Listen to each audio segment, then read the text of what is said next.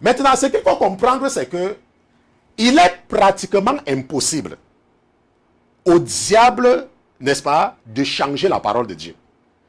Et c'est ça que je vais partager, parce que je voulais sauter cela, mais l'esprit que votre papa m'a donné m'a dit que tu es en train de vouloir sauter quelque chose. Je veux que tu leur montres pourquoi la Bible, tu ne peux pas changer.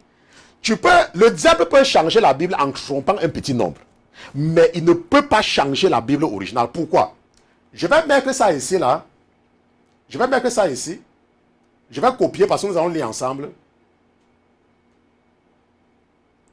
Ok. Maintenant, c'est cette partie que nous allons prendre. Ok. Je vais copier ça parce que nous allons lire ensemble pour vous aider seulement à comprendre pourquoi est-ce qu'il est impossible de falsifier la Bible. Ok. Je vais dupliquer ceci parce que je ne sais pas si je vais revenir là-dessus. Donc, faisons seulement un dupliqué.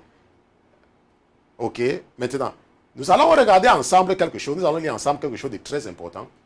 Lorsqu'on était en train de faire, n'est-ce pas, lorsqu'on écrivait le texte masorétique, n'est-ce pas? Maintenant, en outre, des signes de stress et de pause ont été ajoutés au texte pour faciliter la lecture biblique publique des Écritures dans la synagogue. Lorsque la codification finale de chaque section était terminée, rappelle-toi, nous avons vu que le Tanakh, c'est ça que nous parlons, le texte sur le Tanakh, n'est-ce pas? Qui est la Torah, le Nevim et le Ketuvim, ça veut dire que les prophètes, n'est-ce pas? Les rois, n'est-ce pas? Nous savons qu'il y a, n'est-ce pas, le Pentateuque, ok, les prophètes et puis les autres, n'est-ce pas, les autres écrits. Maintenant, la Bible dit que lorsque la codification finale de chaque section était terminée, les Masorètes, ok, nous allons seulement corriger, ok, les Masorètes non seulement comptaient et notaient le nombre total de versets, de mots et de lettres dans le texte, mais indiquaient plus loin quel vers, quel mot et quelle lettre marquait le centre du texte, de façon que toute modification future pourrait être détectée.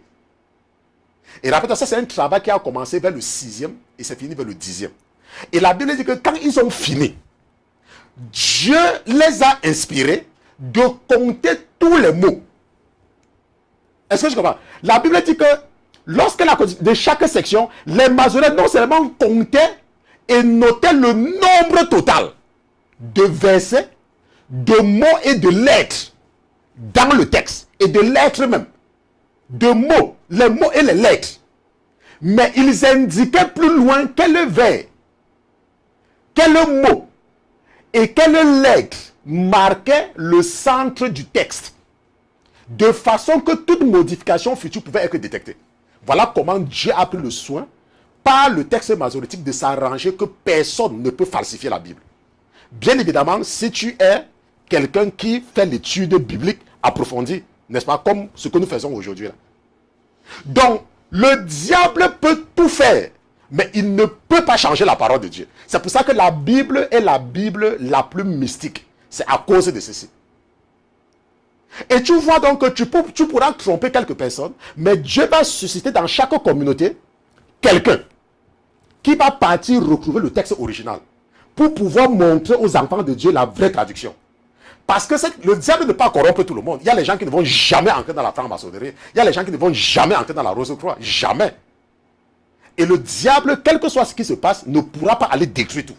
On se comprend. Donc c'est très important de comprendre pourquoi c'est impossible de falsifier la Bible. Si on falsifie, on va tromper un petit nombre. Mais la Bible originale va toujours demeurer. Pourquoi? Parce que la Bible originale, surtout le Tanakh, on connaît exactement le nombre de mots, de vers, de lettres et tout. Même là, il y a les ponctuations. Et c'est ça que les Juifs, c'est ça qu'ils lisent jusqu'à présent.